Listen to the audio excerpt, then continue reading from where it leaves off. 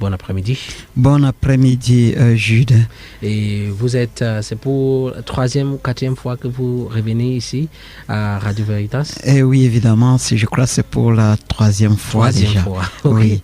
Bienvenue déjà. Merci beaucoup. Je voudrais également saluer humblement tous les auditeurs, les humbles, les grands auditeurs de Radio Veritas, ceux-là qui nous font confiance et qui sont attentifs, n'est-ce pas, à ce que nous leur disons. All right. Qui est M. Casimir Ngangue Mouche? Bien, il faut dire simplement que Casimir Ngangue Mouche est un petit Camerounais des environs de Kekemabafan et qui a grandi dans le département d'Unkam, en Konjok, plus précisément au 16 Konjok, et puis qui a fait ses études jusqu'au niveau de Yaoundé, à l'université de Yaoundé, à l'ancienne université, où après j'ai poursuivi des recherches, n'est-ce pas, dans le domaine de l'apiculture.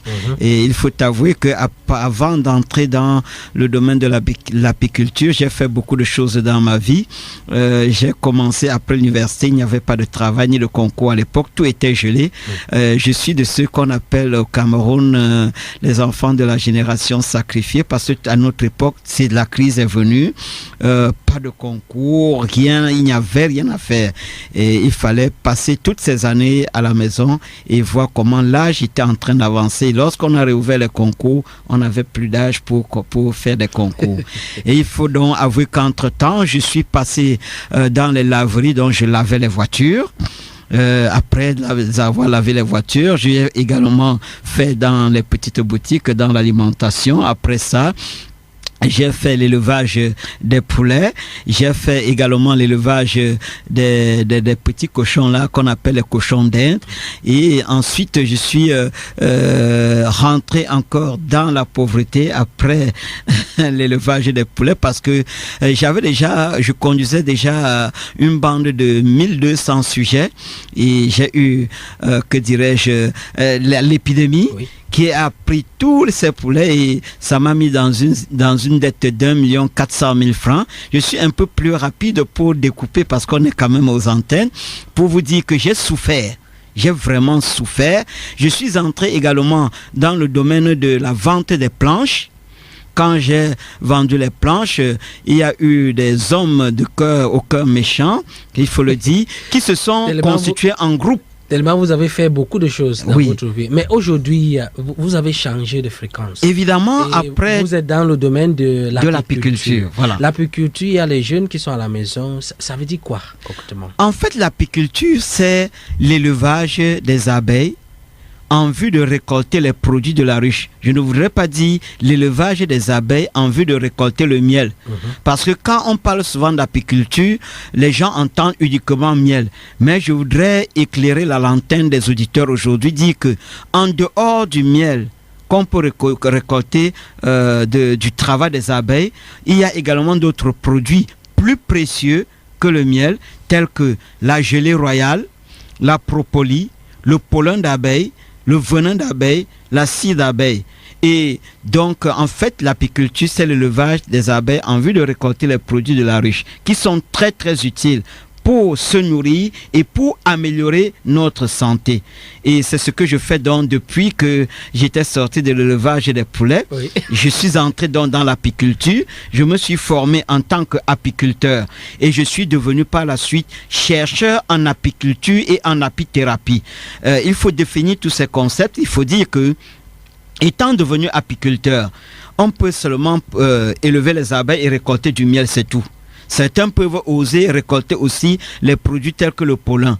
Mais il faut faire des études pour, n'est-ce pas, être chercheur dans ce domaine. Donc, en dehors d'être apiculteur, on peut faire des recherches. Vous allez voir les produits de mes recherches tout à l'heure. Vous allez les auditeurs vont entendre parler des produits de mes recherches tels que le miel Vera. Je vais énumérer comme ça en passant et après on va décortiquer. Il y a le miel Vera que j'ai mis sur pied parce que c'est un miel qui est récolté sur des plantes médicinales. Donc il faut longtemps préparer le terrain et les plantes qui vont accueillir les abeilles, et ces abeilles vont butiner sur ces plantes médicinales pour produire un miel qui a un très grand pouvoir thérapeutique à appelé miel vera. Et depuis 2003, ceux qui consomment ce miel vera l'appellent miel miracle, d'autres l'appellent miel qui fait des merveilles, certains l'appellent miel qui guérit des maladies. Et en dehors du miel vera, toujours dans le domaine de mes recherches, j'ai mis sur pied également le miel vera d'ail, donc à base des plantes d'ail, le miel vera gingembre, le miel vera de moringa et propolis,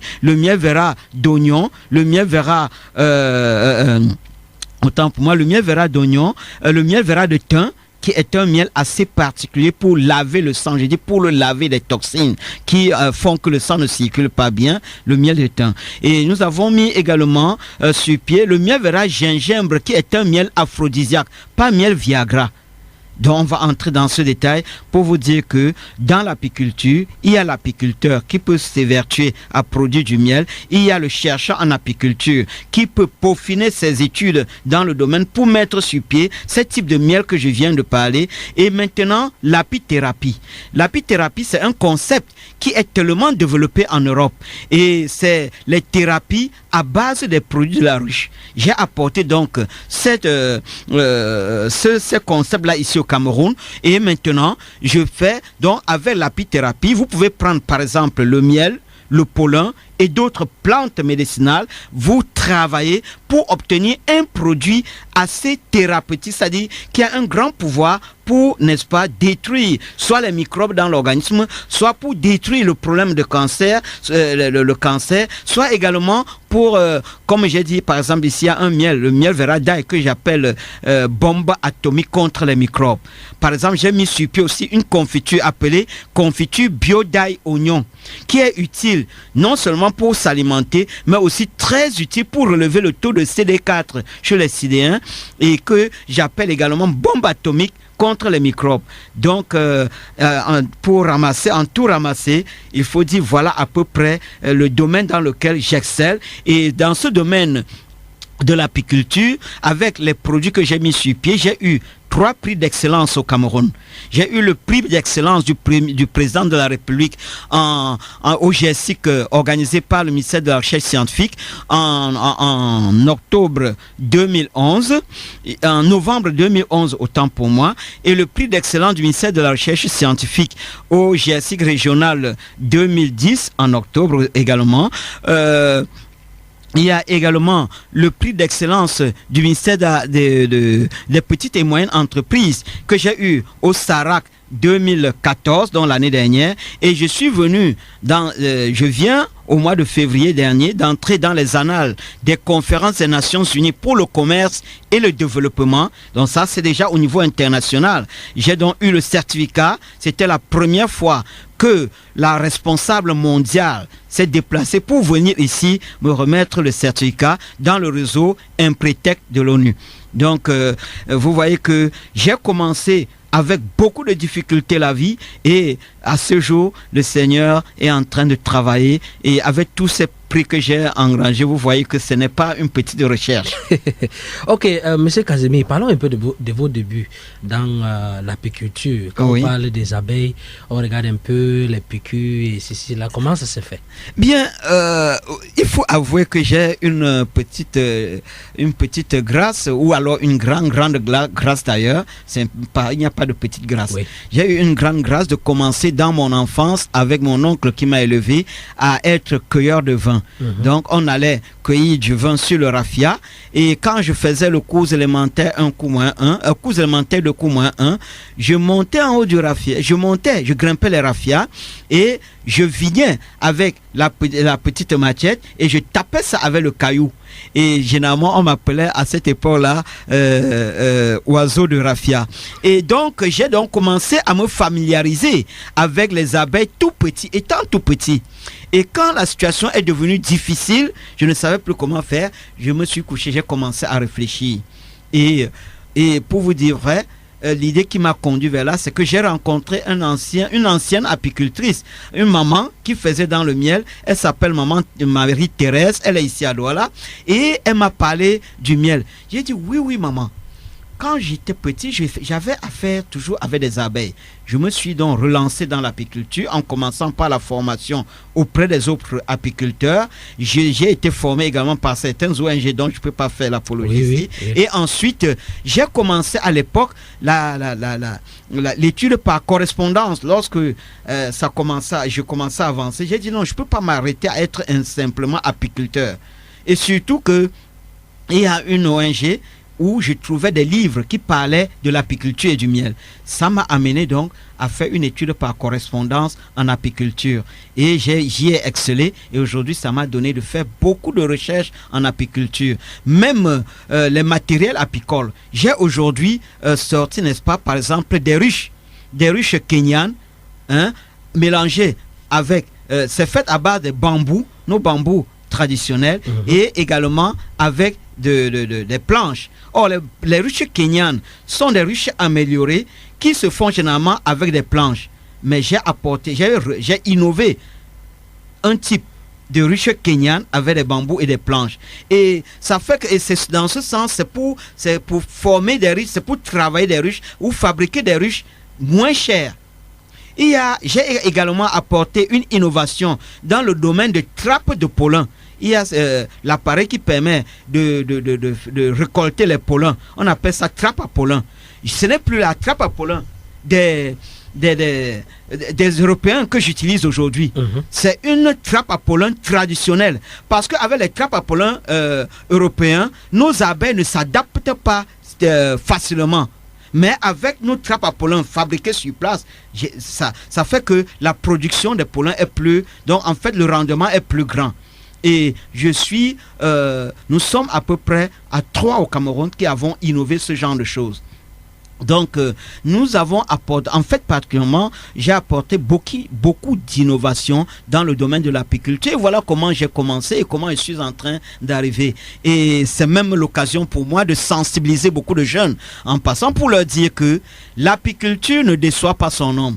C'est vrai, il y a aujourd'hui dans le domaine de l'apiculture du miel au Cameroun beaucoup de charlatans, beaucoup de zanakeurs qui caramélisent le miel, qui frelatent le miel pour vendre.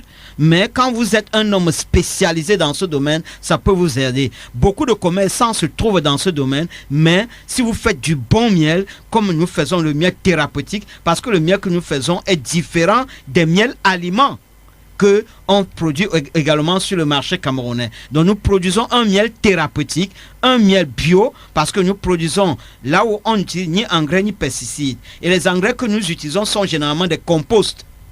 Donc pas d'engrais chimiques.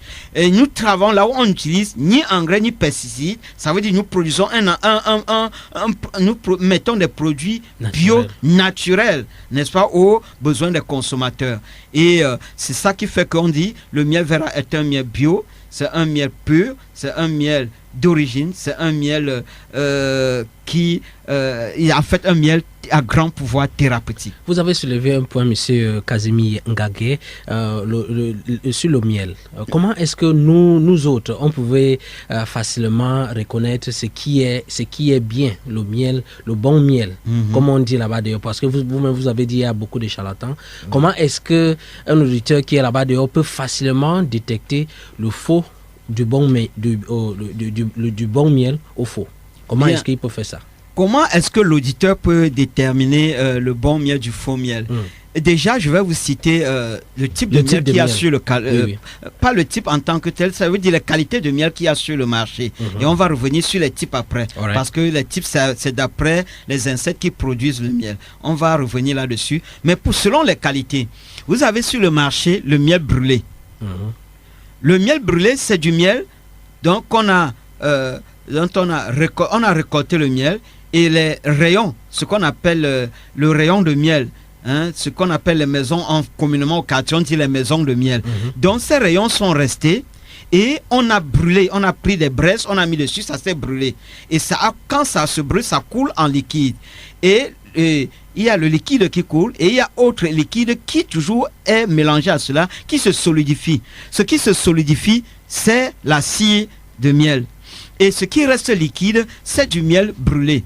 Et ce miel brûlé, en fait, on ne peut pas appeler ça du miel parce que tous les éléments, les vertus qui sont dans le miel ont été déjà complètement détruits. Par exemple, les enzymes, les enzymes, la fine partie de protéines qui se trouve dans le miel. Il y a également les vitamines. Les vitamines A, il y a la vitamine A, la vitamine B, la vitamine C, la vitamine D, la vitamine P, la vitamine E, la vitamine K. Parce que le miel est tellement riche en vitamines, vraiment. Si vous voyez que dans la Bible, on dit que Jean-Baptiste, dans le désert, se nourrissait uniquement du miel et des sauterelles. Et il a vécu, il avait son embonpoint, il ne souffrait de rien. Ça veut dire que lorsqu'on se nourrit d'un bon miel, on ne doit souffrir vraiment d'aucun problème. Alors donc, quand vous brûlez ce miel, tous ces vertus-là s'en vont. Et ce qui reste, ce n'est que du sucre, du miel qui reste. Et c'est un sucre qui a détruit. Donc ça, c'est du faux miel. Il y a le miel maintenant caramélisé. Ça veut dire qu'il y a des gens sur le marché, des commerçants, qui prennent la banane, qui prennent par exemple la papaye mûre, bien mûre, qui le mélangent et caramélisent. Et ça, quand on a caramélisé ça tel qu'ils le font, ça devient comme du miel. Apparemment, vous croyez que c'est du miel. Et c'est un miel mélangé donc maintenant avec, ils mélangent ce miel, ces produits caramélisés avec du miel, qu'ils vous mettent dans la bouteille. Et vous partez parfois, ce miel se divise en deux dans la bouteille. Une partie en haut, une partie en bas. Okay. Il y a également des miels vraiment, le miel que nous appelons miel frelaté. Ils ont mélangé soit avec du sucre, soit avec d'autres substances qu'on appelle la mélasse, parce que la mélasse est comme du sucre. Et ceci en passant, je ne suis pas en train de dénigrer les produits qui viennent de l'autre côté. Nos autorités doivent connaître cela. C'est même les Blancs qui écrivent dans leurs livres. Le miel que vous voyez venir de l'autre côté sont des miels mélangés en grande partie avec la mélasse. Et c'est pourquoi c'est pour augmenter la quantité, et de deux, c'est pour empêcher que le miel qu'ils doivent quitter dans leur pays pour arriver dans notre pays ne se cristallise pas entre-temps. Vous voyez? Et ça, c'est du miel frelaté. Quand vous allez même dans les supermarchés, vous trouvez tous ces miels-là. Il y a également d'autres miels que nous appelons miel... autant pour moi, le miel désintégré. Voilà, le miel désintégré. Le miel désintégré, c'est tout simplement un miel qu'on n'a pas récolté dans de bonnes conditions, ou lorsqu'on a récolté dans de bonnes conditions, on peut l'exposer à une grande source de chaleur. Oui. Alors, que ce soit le soleil, que ce soit le feu, il devient en ce moment-là désintégré parce que les éléments tels que les enzymes et les vitamines qui ne résistent pas à la chaleur sont détruits. Mais le miel reste là. Vous voyez, vous pensez c'est du miel pur, c'est du miel d'origine, c'est du miel très bien, mais en fait, ça a perdu ses substances nutritives. Et on appelle ça miel désintégré. Vous pouvez trouver, vous voyez par exemple dans nos marchés, on porte le miel dans les pousses, dans les brouettes, et on commence à se promener le long de la journée. Si ce miel était même un miel pur, si c'était un miel d'origine, lorsque vous l'avez promené tout au long de la journée, le soleil travaille dessus et les enzymes et les vitamines sont perdues. Et ces substances nutritives ne se retrouvent plus dans ce miel. Celui qui l'achète et dit que non, il y avait même la maison du miel dedans, parce que c'est comme ça qu'ils disent au quartier. Oui, parce qu'on voit aussi au marché, les abeilles suivent. Voilà, les abeilles sont obligées de suivre parce que mais les éléments nutritifs sont détériorés à cause des sources de chaleur qui se multiplient. Donc, en ce moment, si vous prenez ce miel, pour vous c'est un bon miel, mais pour nous techniciens de la chose, spécialistes dans la matière, ce n'est pas du miel, parce que certains éléments ont été déjà détruits. Voilà à peu près pour les qualités du miel. Quand vous passez, vous m'avez demandé comment connaître le miel communément sur le marché. Bonne qualité. La bonne qualité sur le marché. Et je vous dis donc, à ce moment-là, celui qui n'est pas spécialiste, c'est si difficile. Il y a également une autre technique, une autre expérience qui peut, en fait, dont on dit que ça permet de détecter le bon miel. Oui. Vous prenez ces miels que vous rencontrez sur le marché, vous déposez sur un format A4. Quand vous l'étalez avec le doigt en appuyant, vous retournez la feuille, vous trouvez que ça n'a pas traversé la feuille. On dit en ce moment-là que c'est du bon miel. Mais je vais lever le équivoque ici en tant que spécialiste. Si vous prenez aussi le miel brûlé, vous mettez sur le même papier format A4, vous l'étalez, en fait avec le même processus ou le même procédé, vous allez retourner le papier, vous voyez que ça répond aux mêmes critères. Vous prenez le même miel désintégré, vous déposez sur la feuille, ça va également donner la même réponse. Ça veut dire que il n'est pas bien d'acheter n'importe quel miel. Il faut acheter du miel aux spécialistes. Et d'ailleurs, je conseille les auditeurs à ne plus tâtonner sur la qualité du miel à consommer. Si vous voulez consommer du bon miel, référez-vous à la Fondation chrétienne Fomessa qui s'est installée au Cameroun pour lutter contre le miel frelaté. Et déjà, nous avons mis sur pied le miel Vera. Le miel Vera d'ail, le miel Vera gingembre, le miel Vera d'oignon, le miel Vera de thym, le miel Vera moringa et propolis, le miel Vera d'oranger même qui est un miel de croissance chez les enfants. Nous allons entrer là en détail tout à l'heure pour vous démontrer que ne tâtonnez plus sur les qualités de miel à consommer. Aujourd'hui, il y a beaucoup de commerçants qui sont entrés dans ce domaine et sont en train de ruiner la vie de beaucoup de Camerounais parce que le miel, vous savez, il travaille doucement mais sûrement. Si le miel est bon, à la longue, même dans votre vieillesse, vous allez voir que vous êtes épargné des maladies, des effets secondaires de la vieillesse, tels que les rhumatismes, les courbatures et d'autres. Et si le miel est mauvais, vous allez trouver que en arrivant dans votre vieillesse, votre organisme sera complètement, fragilisé. Et il n'est pas donc bien de consommer n'importe quel miel qu'on trouve sur le marché aujourd'hui parce que beaucoup sont devenus plutôt des commerçants de miel que des techniciens de la matière. Et les différents types de miel. Voilà, pour les différents types de miel, il faut avouer que le miel dépend déjà des types d'insectes produits. Okay. Par exemple, il y a deux types d'insectes qui produisent le miel. Il y a les abeilles, d'abord qui produisent le miel, et c'est le miel que nous rencontrons communément un peu partout sur le marché. Et il y a également le miel de moucheron. C'est des petits moucherons. Ils sont c'est de très petits insectes, moins que les mouches, et qui produisent ce miel qu'on appelle miel de moucheron, qui est un miel plein de beaucoup de mystères. Beaucoup de gens ne le savent pas. Ces miels peuvent se retrouver dans des vieilles toitures de maison, sur des vieux bambous ou des vieilles lattes. Ça peut se retrouver dans de vieux troncs d'arbres tombés depuis longtemps. Ça peut se retrouver même sous le sol. C'est-à-dire on peut creuser la terre pour retrouver ce type de miel-là. C'est les moucherons qui produisent cela. Et ce miel, comme je le disais, contient beaucoup de mystères selon nos traditions africaines. C'est un miel, lorsqu'il est recueilli dans de très bonnes conditions, si vous le consommez et vous buvez de l'eau à l'immédiat, ça va vous foudroyer. Et ce miel, lorsque vous allez par exemple dans un milieu compliqué, vous voulez vous préserver de tout ce qui peut s'y passer, vous prenez ce miel-là, vous le consommez, même juste lécher une petite quantité qui n'atteint même pas une demi-cuillère à café. Ça a son effet. C'est un très grand antipoison. Vous pouvez même utiliser, vous frottez votre main et votre face, vous partez avec.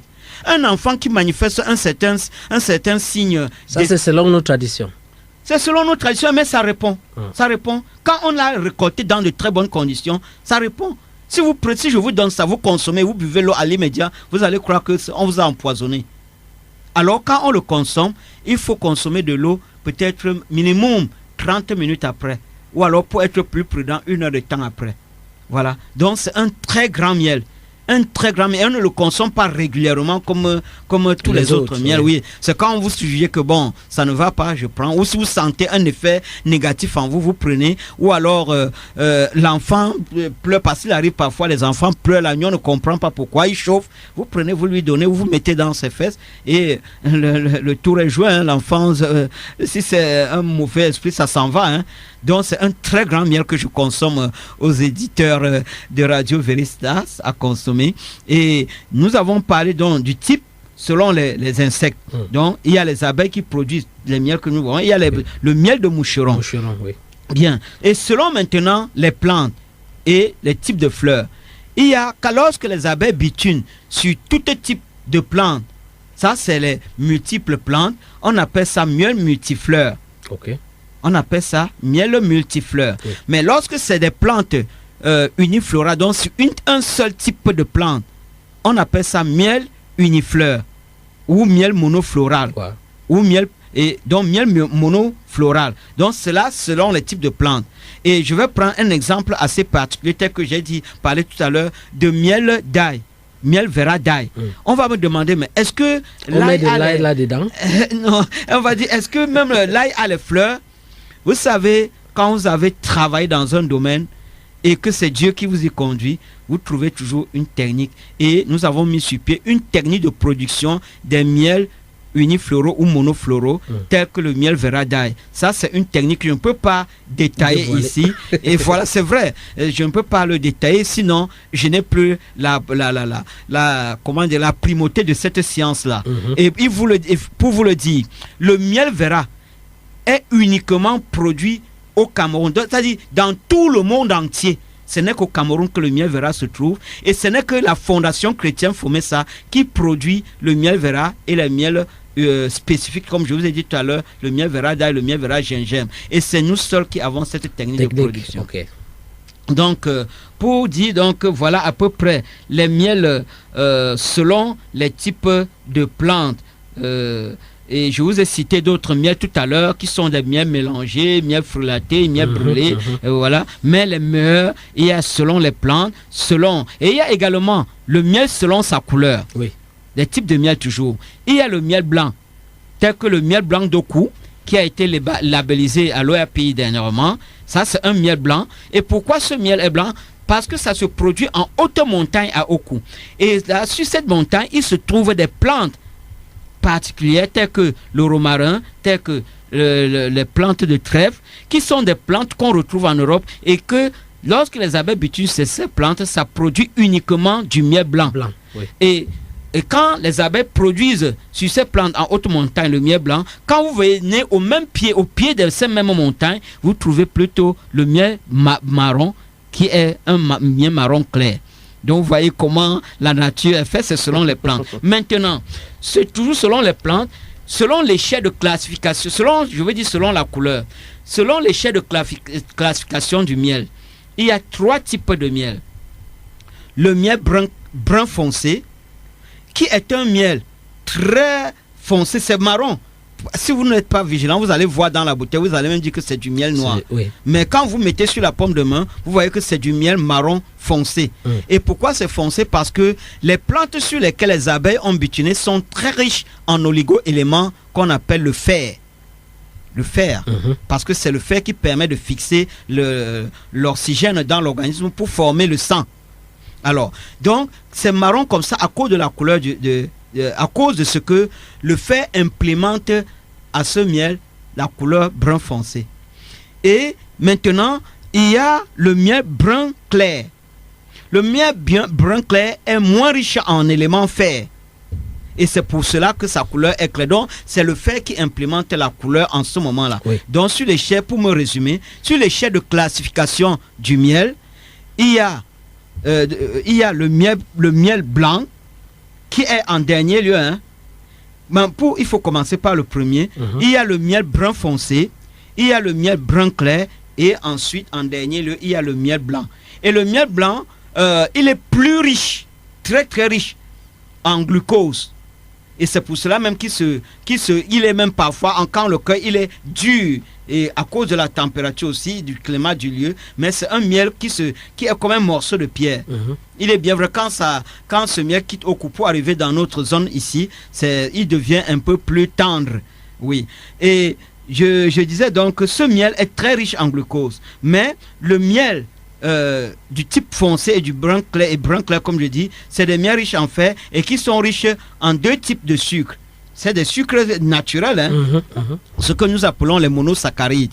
Donc, il y a le miel qui est riche en glucose et le miel qui est riche en fructose.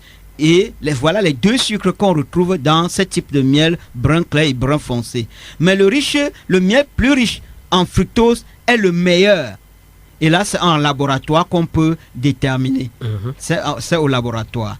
Et il y a également le miel selon les types de...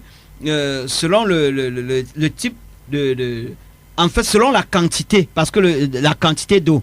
Oui, selon la quantité d'eau, on peut mesurer au laboratoire la quantité d'eau qu'il y a dans un miel. Si la quantité d'eau, si le pourcentage est supérieur à 20%, ça veut dire que c'est un mauvais miel. Quand c'est inférieur à 18, ça veut dire que c'est du bon miel. Ça veut dire qu'un bon miel approprié pour l'alimentation, c'est un miel dont le taux d'eau est inférieur à 18%, inférieur ou égal à 18%. À 20%, il est un peu bon, mais supérieur à 20%, il est moins bon. Voilà. Donc, en fait, pour dire, quand le taux d'eau est, comment dirais-je, supérieur à 18%, il n'est plus assez bon pour être consommé par les consommateurs. Voilà à peu près ce que je peux me résumer sur le plan du type de miel qu'il faut connaître. Et c'est pour cela que je disais tout à l'heure, pour avoir du bon miel, il faut se référer à la Fondation chrétienne Fomessa. Et si vous permettez, je peux indiquer là où nous sommes. Nous sommes déjà basés à Yaoundé, en face de la boulangerie Acropole. Et ici à Douala, c'est dans toutes les boulangeries Saker que vous pouvez trouver le miel vera d'ail, le miel vera gingembre. Et ça, c'est le fruit de longues années de recherche et qui ont été déjà primés. Et je voulais rappeler ici, par exemple, au comice, quand le président de la République m'a rencontré, parce qu'avant, la première dame avait déjà rencontré. Vous avez vu les photos là, avec la première dame, le président de la République, le premier ministre, le ministre de la Santé, le ministre des petites et moyennes entreprises, le ministre de la Recherche scientifique, ils sont là nombreux, comme vous voyez là. Alors, le président de la République m'a dit au comice agro-pastoral à Ebolova, en 2011, il dit, je connais que le miel vera est un bon miel. Il faut le faire connaître à tous les Camerounais. Il faut en faire même la publicité. Néanmoins, c'est le fruit de très très grandes recherches et qui est en train de porter beaucoup de fruits parce que depuis 2003, si je vous dis ce que ce miel a déjà fait, ce ne serait pas facile. Okay. Et il y a tout un grand cahier de témoignages là-dessus. All right, we'll take a musical break here. When we come back, we'll be talking about progress made so far in research concerning honey. And of course, we are still des types, des différentes qualités de miel que vous produisez et ce que ça peut nous apporter. Okay, I want to speak a bit English. In English, a Okay. bit in English. My English is not very well, but Your I can English is try. well. The fact that you are speaking English it means your English is good. Okay, I want to tell all the listeners that we are producing a particular type of honey in Cameroon. We produce this honey on medicinal plant, and this honey has a high power therapeutic. Therapeutic power. Yes, the high therapeutic power. And then we have produced particular honey as ginger honey. And ginger honey. And this ginger honey is an aphrodisiac honey. I'm not saying that Viagra. Yes. No, aphrodisiac, because it works to for the problem of kidneys. Okay. Yes, to purify your kidney. To purify the blood. Yeah, and to purify the blood. Okay. Then we have also orange honey. We have moringa honey. We have garlic honey. Then onion honey. Yes. And coffee honey. Yes, we have this confiture which is called confiture. Jam. Yes, confiture biodye. It's jam. Jam. Yes. Okay, jam, confiture biodye. That's what I can tell them in summary, because my English is not quite good. I will speak in French now. All right. Thank you. Ok. Bien, je voudrais donc parler des types de miel que nous avons eu dans le cadre de nos recherches.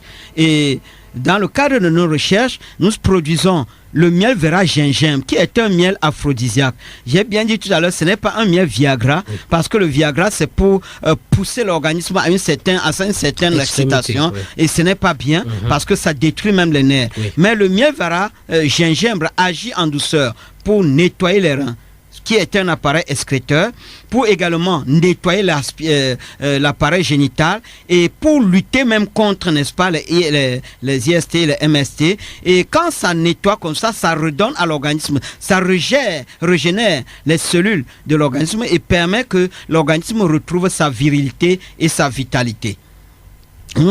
Et pour dire, ce miel peut être utile pour lutter contre également les anémies, c'est pour détruire également les bactéries dans l'organisme. Et même les asthmatiques peuvent utiliser ce miel à bon escient. Ok. Il y a le miel Vera d'ail. Le miel Vera d'ail, nous l'appelons miel miracle parce qu'il est aussi comme une bombe atomique contre les microbes, les hypertendus, les asthmatiques, ceux qui ont les problèmes de...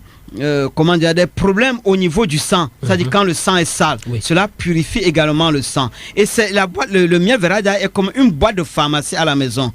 Donc, et ceux qui sont également porteurs du VIH/SIDA, c'est très utile pour eux pour associer avec la confiture bio d'ail pour relever leur taux de CD4. Il suffit de savoir comment bien le consommer. Lorsque vous nous appelez, on va vous indiquer comment consommer cela. Et pour aller plus rapidement, il y a le miel Vera d'oranger, qui est un miel de croissance chez les enfants. Vous savez qu'il y a les laits de croissance, mais nous conseillons aux parents de consommer le miel, de donner aux enfants le miel Vera d'oranger, qui est très bien pour leur croissance, pour leur développement. Et nous disons que vous voyez aujourd'hui, quand un parent veut rentrer du service, il garde aux enfants le bonbon. Il garde le yaourt. On va me dire que, mais est-ce que le yaourt est mauvais? Il garde du lait. Même les blancs nous ont appris aujourd'hui que le lait est comment à devenir nocif pour l'organisme. Et également, vous allez sur le marché, il y a tout type de sucreries qui foisonnent sur le marché. C'est pour cela que vous allez dans les écoles primaires aujourd'hui, vous trouvez des enfants qui sont diabétiques, hypertendus. Vous trouvez des enfants à 15 ans qui ont des surpoids, la surcharge pondérale, parce qu'on mange mal. On ne mange plus ce que nos parents nous donnaient au village. Vous savez que le macabo, la tomate, les légumes, tout ce qu'on trouve sur le marché aujourd'hui est fait à base des engrais et des pesticides. Et c'est ça qui fait que les maladies cardiovasculaires et les maladies dégénératives sont partout sur le marché. Et en fait, les Camerounais et les hommes dans le monde sont en train de souffrir parce qu'on ne consomme plus bio. Nous conseillons aux parents d'améliorer l'état de santé de leurs enfants avec le miel Vera d'oranger, qui est aussi un miel pour lutter contre l'ulcère gastrique, contre les ostéoporoses et des maladies telles que le rachitisme. C'est également pour lutter contre les faiblesses cardiaques. Pour ne pas être exhaustif, je vais passer au miel Vera moringa, qui est également un miel terminator, le miel Vera moringa et propolis. C'est un miel en fait qui est aussi comme une boîte de pharmacie, mais pour lutter contre les anémies sévères. J'ai souvent dit que si le ministère de la Santé était comme une personne à qui on peut donner un conseil que prends ceci, donne à ton malade, on pouvait demander au ministère de la Santé de conseiller dans les hôpitaux au Cameroun la consommation du miel Vera moringa et propolis, le miel Vera d'ail. Voilà, et même la confiture bio d'ail. Ça, c'est les Camerounais. Tout Camerounais qui consomme ça régulièrement va voir que son taux, le taux d'argent, ou alors, comment j'appelle ça souvent, son taux de pharmacie, son taux de produits pharmaceutiques, de dépenses pharmaceutiques mensuelles va considérablement diminuer. Considérablement s'il consomme régulièrement. Il y a le miel Vera d'oignon pour lutter contre les problèmes de nerfs, contre les problèmes des yeux, ceux qui ont la faiblesse de vue, et également contre les problèmes respiratoires. Le miel de café, voilà encore un autre terminator de terminator. Le haya, le popo, le miel de café. Le miel de café est une bioforce 4 qui agit au niveau de la régénération des cellules cérébrales pour rebooster le cerveau, et également au niveau de la revitalisation de l'organisme, et également pour lutter contre les maladies de la vieillesse. Et voilà à peu près les miels. Et il y a le miel de thym. Le miel de thym pour purifier le sang, pour se nettoyer, pour se revitaliser et reprendre également de la force. Parce que quand le sang est sale, l'organisme ne peut pas aussi être bien portant. Et quand les nerfs sont aussi engorgés, n'est-ce pas, de beaucoup de toxines, l'organisme ne peut pas être à l'aise. Donc, désormais, consommons ces miels pour résoudre ces problèmes de maladie. En fait, nous avons dit, ces gammes de miel, c'est pour se traiter, c'est pour se nourrir et pour améliorer également sa santé. Oui. Nous disons, la gamme de miel Vera, c'est la gamme de miel qui nourrit et qui traite. Et ceux qui consomment ces produits que nous avons mis sur pied et qui sont déçus, qu'ils viennent et appellent on les rembourse. Ça, il n'y a pas à badiner. Vous achetez une boîte de miel Vera, vous dites que vous êtes déçu, on vous rembourse.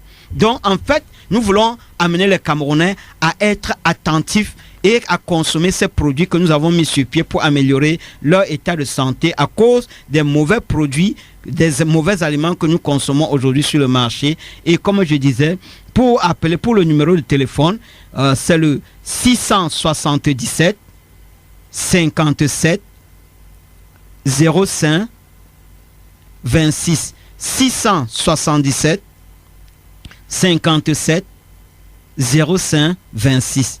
Voilà à peu près ce que je puis dire. Ok, merci. Parlons enfin des progrès des recherches. Est-ce que vous allez vous arrêter là et qu'est-ce qu'il y a pour vos recherches? C'est ça que j'ai fait tout à l'heure, la différence entre un apiculteur et un chercheur en apiculture et en apithérapie. Oui. Donc, nous sommes en train de travailler continuellement pour voir comment, avec les produits de la ruche, parce que il n'y a pas que le miel. J'ai dit tout à l'heure, dans d'autres émissions, nous allons parler des autres produits de la ruche. Donc, avec ces produits de la ruche, nous sommes en train de faire des recherches. Parce qu'avec toutes les maladies dégénératives qu'il y a dans le monde aujourd'hui, les maladies cardiovasculaires, nous sommes en train davantage de développer des moyens naturels, c'est-à-dire sans produits chimiques, pour amener les Camerounais à se traiter d'une manière naturelle, sans dépenser beaucoup d'argent. Vous voyez un peu? Parce que quand vous avez un petit palu aujourd'hui, une petite grippe, vous ne dépensez pas moins de 15-20 000 francs. Alors qu'avec une boîte de miel d'ail, vous avez dépensé 5 000 et vous voyez que avec ça, vous pouvez vous traiter pendant longtemps et en un laps de temps et à moindre coût. Parce qu'avec quelques cuillères, vous êtes déjà à l'aise. Ok, mais parlons aussi, il y a aussi un autre problème. Est-ce que la consommation excessive a-t-elle des conséquences? Parce que les gens ont peur du diabète. Évidemment, tout ce qu'on conseille, tout ce qu'on consomme d'une manière exagérée ne peut pas manquer de conséquences. Nous parlons ici de consommer les produits. Il est bien vrai que nos produits n'ont pas d'effet secondaire. C'est-à-dire que ces produits parlons du miel généralement. Oui, le miel, il y a des miels qui sont frelatés, comme je vous ai dit tout à l'heure. Si quand vous consommez ça et régulièrement, c'est pour vous préparer votre organisme à des difficultés. C'est pour également attraper le diabète, l'hypertension et même des problèmes de nerfs. Mais un miel qui est authentique, qui n'a pas été touché, parce que j'ai oublié de parler tout à l'heure du type de miel selon la récolte. Parce que la bonne qualité de miel dépend aussi de la manière de récolter et de la manière de conserver. Oui. Et dans la conservation, je vous ai parlé parce que quand le miel vient de la ruche, si c'est mal conservé, ça va plutôt garder beaucoup d'eau et va même se fermenter à un certain moment. Ou alors, le taux d'eau sera grand et ça ne sera pas de bonne qualité. Donc, pour dire, il y a des produits comme le miel, vous pouvez consommer d'une manière excessive, ça vous crée des problèmes. C'est pour cela qu'il faut consommer du miel. Par exemple, ces miels que nous mettons à la disposition des consommateurs, vous consommez d'une manière normale. Ce n'est pas dit que si vous consommez beaucoup, ça va créer des situations, mais il faut être prudent. On peut prendre ça tous les jours? Oui. Pour prendre tous les jours, vous prenez, par exemple, le miel Vera, vous prenez 2 cuillères le matin avant de manger, donc 30 minutes après avant de manger, et 30 minutes avant de manger, et le soir quand vous rentrez pour aller au lit, vous pouvez mettre 2 cuillères dans un demi-verre d'eau, dans un demi-verre d'eau tiède, et vous consommez. Et ça va vous permettre de dormir comme un petit enfant. D'ailleurs, il y a beaucoup de gens qui avaient des problèmes d'anémie, de problèmes de sommeil, oui. Ils n'arrivaient pas à dormir, des problèmes d'insomnie, et qui ont consommé tous ces miels et ont aujourd'hui rendu témoignage. Il y a des hypertendus qui en ont rendu témoignage. Il y a des gens qui ont des problèmes cardiovasculaires qui en ont rendu témoignage. Pour être bref et répondre à votre question, quand on consomme généralement ces miels-là, il ne faut pas, en fait, tout ce qu'on consomme d'une manière excessive est dangereux. Consommer normalement. Et quand vous consommez 2 cuillères le matin, 2 cuillères le soir, comme j'ai dit, vous êtes bien à l'abri de beaucoup de choses. Et même, quand vous voulez sucrer vos choses, n'utilisez plus le sucre ordinaire. Parce que le sucre ordinaire est prouvé. Cela a même du formol. Et c'est négatif et c'est nocif pour l'organisme. Donc, il faut consommer du miel à la place du sucre. Si vous voulez continuer à consommer du sucre et acheter les dérivés de sucre qui sont sur le marché pour dire que vous aimez votre enfant, vous allez le garder, ces produits, c'est pour les détruire. Lorsqu'ils auront, avec tout ce qu'on consomme sur le marché aujourd'hui, avec les engrais, lorsqu'ils auront 20 ans, 30 ans, 40 ans, vous allez voir qu'ils ne seront plus eux-mêmes. Donc, nous sensibilisons tous les Camerounais à consommer du miel de la Fondation chrétienne Fomessa, à consommer le miel Vera, à consommer le miel Vera d'ail et toutes ces gammes de miel Vera pour améliorer leur état de santé. Ok, merci beaucoup M. Casimir Ngangué Moutieu pour avoir éclairé nos auditeurs sur surtout le bon miel et surtout vos conseils à consommer le miel Vera. Merci beaucoup. C'est moi qui vous remercie, Jude, parce qu'il faut vous apprécier parmi les Camerounais qui font de très grandes choses. Vous avez compris l'objet de nos recherches et vous avez accepté une fois de plus d'en parler aux antennes de la radio Veritas. Vous êtes un jeune Camerounais à encourager parce que vous savez parler de ce qui est bien.